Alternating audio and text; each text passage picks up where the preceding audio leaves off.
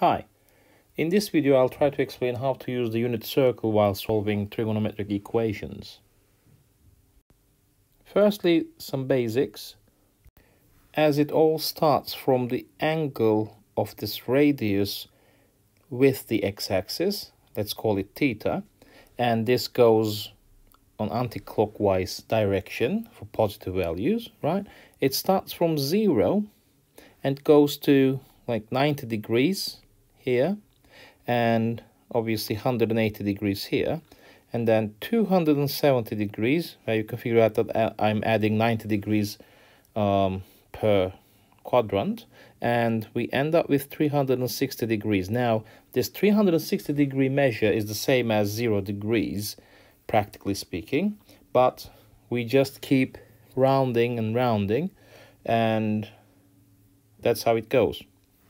When it comes to radian measure, 0 is still 0, right? But 90 degrees will be pi over 2, 180 degrees will be pi, 270 degrees will be 3 pi over 2, and 360 degrees will be 2 pi. Now, in some of the equations, you're going to end up with decimals when you find the angle measure, right? And this will mostly be in radian measure, right? So, for example, when you solve an equation and find the theta to be 0.674, something like this, you have to know where this number refers to. Is it in the first quadrant, second quadrant, and so on? Or sometimes you'll find theta to be 2.74 something, right? So we only know pi over 2, pi, 3 pi over 2, and 2 pi, and so on. But this doesn't quickly click about the numerical value. So it's not going to be wrong too much to consider that pi over 2 is approximately 1.5, or if you'd like 1.56. And pi is, 3.14, right? And 3 pi over 2 is around 4.6-ish, and 2 pi is 6.28, and so on. So if you know these numbers numerically, you may figure out where such an angle in radian measure will fall into. So this is going to be, for example, in this second quadrant, all right? So this is what I'm talking about. So when we're solving equations in radian measure, we have to know approximately where, in which quadrant, the angles we find fall into. All right, this is very important. Now, so what happens is this point P moves in anti-clockwise direction, and this radius makes an angle with the x-axis, and it could fall into any of these 4 quadrants. Now, let's start with a simple example on how we can use unit circle to solve equations. Now this one says find the solutions to the equation sine theta equals 1 over 2 in the interval 0 to 360 degrees. So this means full round, okay? Now, what we're going to do basically, well, we know this from even IGCSE. If sine theta is 1 over 2, then theta is sine inverse of 1 over 2. Now, when you write this to a calculator, you will only get one value, which is 30 degrees, all right? Now, let's say 30 degrees is here, all right? And this value, which is a sine value, is, let's say, 1 over 2, all right? So basically, we found the first solution, but remember, questions never make mistakes in grammar, so it says find the solutions. So we have more than one solution for sure, right? Now, remember from P1 that we had sine theta is equal to sine 180 degrees minus theta. This is because the same value, right, is given when you just write this angle, which is, just because this is the reflection through y-axis, 180 minus theta, all right? So this is 30 degrees here. This as well is 30 degrees here. So basically, this angle starting from positive x in the anti-clockwise direction is 150 degrees. That's why sine 30 and sine 150 has the same value, which is 1/2. So what I'm going to do is I just write this down here, right, saying that 180 minus 30 equals 150. This implies, right, this is a separate part, this implies theta is 150. So I have two solutions, 30 and 150. Another example.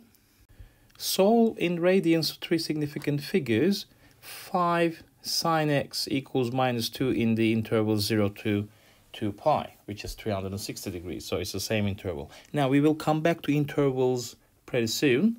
At the moment, practically, it doesn't make too much effect on the solution, but there will be times which it will. Now, let's go with this 5 sine x equals -2. First of all, it's going to be, of course, sine x equals -2/5. Now, you don't even need to write the inverse trigonometric ratio. You can directly write x equals -0.4115 and so on, right? And this is the only solution you're going to get from your calculator. And in this case, just because it's minus, now I'm going to explain what happens when you end up with a negative angle. And what happens is you just have this angle appearing here. Now it's a 0.4. It doesn't matter where you put this radius to, all right, as long as you're in the correct quadrant. Now it's going to be in the fourth quadrant, because if we have a negative angle, it means we're going clockwise direction with the positive x-axis. So we are talking about this angle, basically, all right? So the sine value for this angle will be negative as here, all right? Now, just because, again, the same sine value could be obtained when you have this angle, right? You have to now think about what that angle is. So this is going to be 0.412 as well, if you round it to three significant figures, right? So it's going to be, just because the whole 180 degree angle is pi, it's going to be now pi minus 0.412, right? So we're going to get from here 2.7295 and so on. Of course, there should be a minus sign here because we're going clockwise direction, so it must be a negative angle, all right? So the second solution will be x equals minus 2.73 to three significant figures. Now we think that everything is perfect, but the problem is our answers are negative, but x must be in between 0 and 2 pi.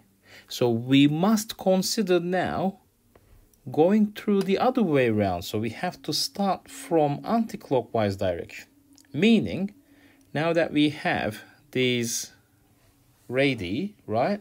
We know where the angle is, angles are, let's say. This is what we're going to do. We are going to consider this angle, right? So it's going to be pi plus 0.412, all right? That's the first angle. And the second angle will be this one. So the easiest way to find that angle is 2 pi minus 0.412, right? If you take away this angle, you can find the rest of it.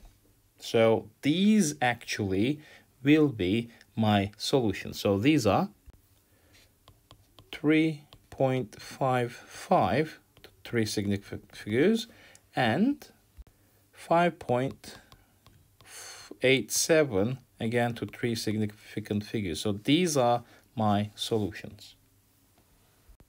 So basically we have to be careful with the given interval as well. If my answers do not fit in the interval, I have to make sure that they fit in. So I have to change my answers. Now the good part is, I mean, these trigonometric functions are periodic, meaning sine values repeat in every 2 pi, right? And cosine values are as follows. So we can just change them, all right? We can convert them to any angle that gives the same value, right? That's what we do. Let's see another example. Solve sine x equals 0.8 in the interval 0 to 540.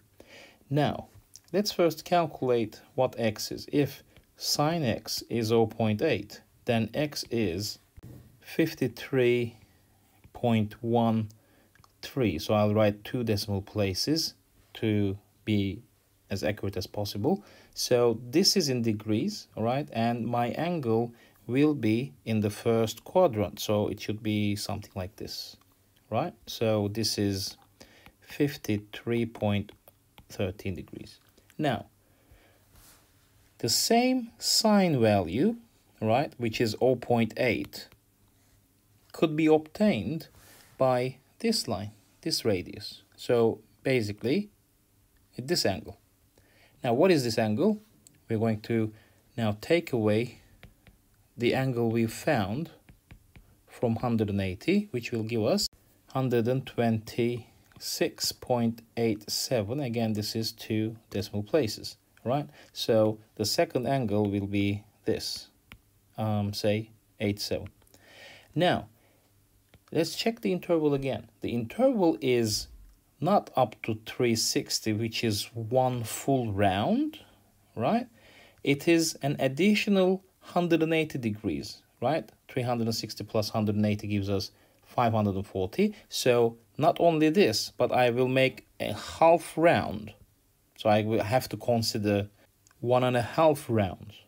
So what I'll do is, if I add 360 to my solutions, I'm going to end up with a second pair of solutions, which will fit in 540 degrees boundary, right? So I'll go like 360 plus 53.13, which will be 413.13, and I'll also add 360 to my second solution, right?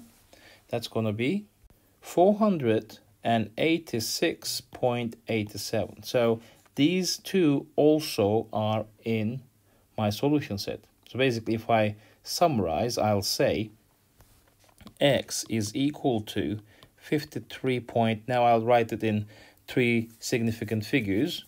If generally the question asks you to write it down in 3 significant figures, but we have to read the question carefully, because sometimes it goes with decimal places. All right, so 53.1, and then 127, and then 413 and 487 degrees. So I have 4 solutions within the given interval. Now, this interval is important because you can see now, if I keep rounding and rounding, I'm going to end up adding 2 more solutions into my solution set. And basically, I have infinitely many solutions for even this equation, right? Because sine, cosine, tangent, all these trigonometric functions are periodic. So they go up to infinity, repeating themselves in terms of y, right? So within the interval, I have 4 solutions, and we need this interval because we have to write down, list our solutions. So we need a finite set. But those of you who continue to study maths at the university level will see that these solutions will be expressed as, for example, 53.1 plus minus 2k pi, and k being an integer.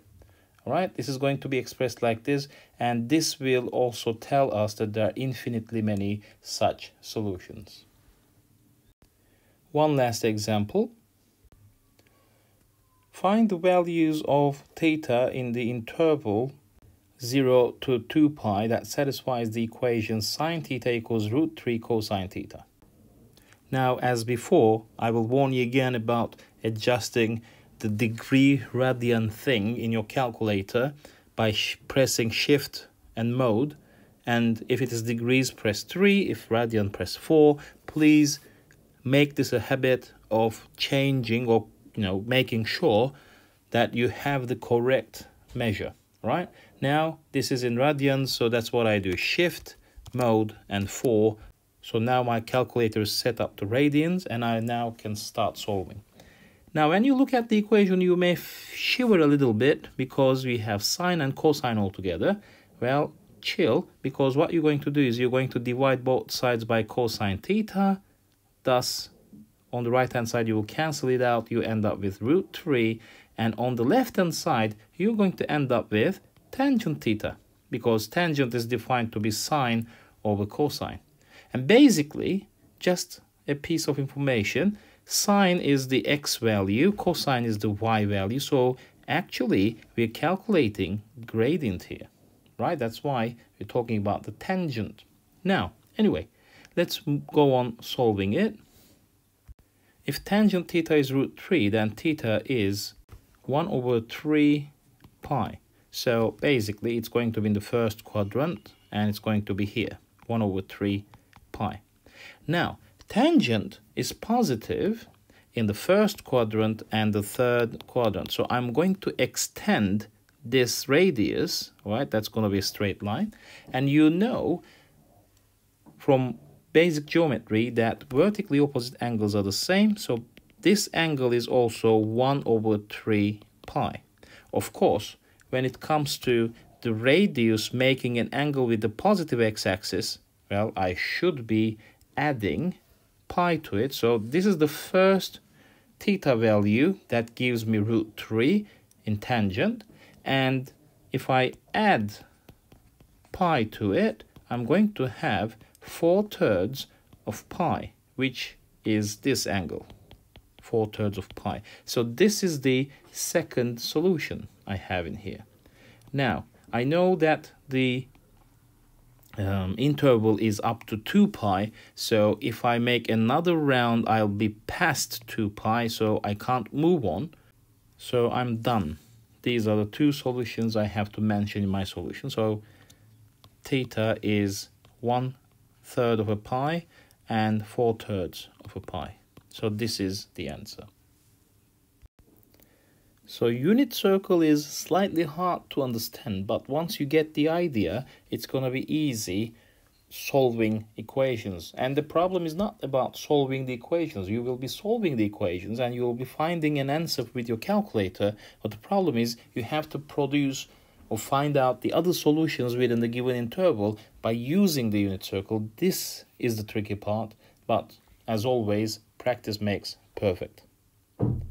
Right, thanks for watching.